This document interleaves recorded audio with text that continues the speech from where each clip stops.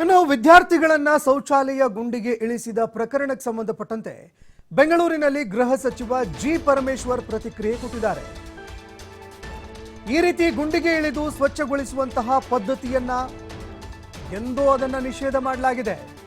ಬಸವಲಿಂಗಪ್ಪ ಅವರ ಕಾಲದಲ್ಲೇ ಈ ಒಂದು ಪದ್ಧತಿಯನ್ನ ನಿಷೇಧ ಮಾಡಲಾಗಿದೆ. ಇನ್ನು ವಸತಿ ಶಾಲೆ ಮಕ್ಕಳನ್ನ ಈ ರೀತಿಯಾಗಿ ನಡೆಸಿಕೊಂಡಿದ್ದು ಸರಿಯಲ್ಲ. ಇದಕ್ಕೆ ಸಂಬಂಧಪಟ್ಟಂತೆ ದೂರು ಬಂದಿದ್ದೇ ಆದ್ರೆ ಯಾರ್ಯಾರು ತಪ್ಪಿತಸ್ಥರಿದ್ದಾರೆ ಅವರ ವಿರುದ್ಧ ಸೂಕ್ತ ಕ್ರಮಕ್ಕೆ ಸೂಚನೆ ಕೊಡ್ತೀನಿ.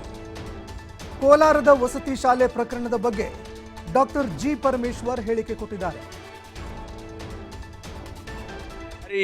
ನೈಟ್ ಸಾಯಿಲ್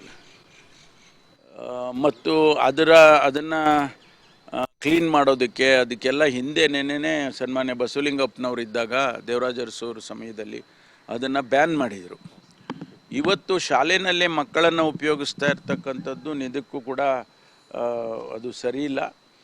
ಯಾರು ಅದಕ್ಕೆ ಸಂಬಂಧಪಟ್ಟ ಟೀಚರ್ಸು ಮತ್ತು ಯಾರಿದ್ದಾರೆ ಅವ್ರ ಮೇಲೆ ಕ್ರಮ ತಗೊಳ್ಬೇಕು ಅಂತೇಳಿ ನಾನು ಕೂಡ ಒತ್ತಾಯ ಮಾಡ್ತೇನೆ. ಒಂದು ವೇಳೆ ನಮ್ಮ ಇಲಾಖೆಗೆ ಏನಾದರೂ ಕೂಡ ಅದರ ಬಗ್ಗೆ ಕಂಪ್ಲೇಂಟ್ಸ್ ಕೊಡೋದು ಮತ್ತೊಂದು ಮಾಡಿದರೆ ನಾವು ಖಂಡಿತವಾಗಿ ಕ್ರಮ ತಗೊಳ್ತೀವಿ. ಕ್ಯಾರಿಯಿಂಗ್ ನೈಟ್ ಸಾಯಿಲ್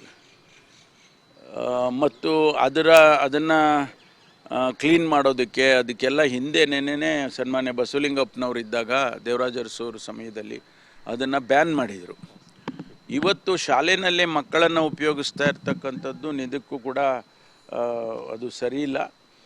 ಯಾರು ಅದಕ್ಕೆ ಸಂಬಂಧಪಟ್ಟ ಟೀಚರ್ಸು ಮತ್ತು ಯಾರಿದ್ದಾರೆ ಅವ್ರ ಮೇಲೆ ಕ್ರಮ ತಗೊಳ್ಬೇಕು ಅಂತೇಳಿ ನಾನು ಕೂಡ ಒತ್ತಾಯ ಮಾಡ್ತೇನೆ. ಒಂದು ವೇಳೆ ನಮ್ಮ ಇಲಾಖೆಗೆ ಏನಾದರೂ ಕೂಡ ಅದರ ಬಗ್ಗೆ ಕಂಪ್ಲೇಂಟ್ಸ್ ಕೊಡೋದು ಮತ್ತೊಂದು ಮಾಡಿದರೆ ನಾವು ಖಂಡಿತವಾಗಿ ಕ್ರಮ ತಗೊಳ್ತೀವಿ. ಕ್ಯಾರಿಯಿಂಗ್ ನೈಟ್ ಸಾಯಿಲ್ ಮತ್ತು ಅದನ್ನು ಕ್ಲೀನ್ ಮಾಡೋದಕ್ಕೆ ಅದಕ್ಕೆಲ್ಲ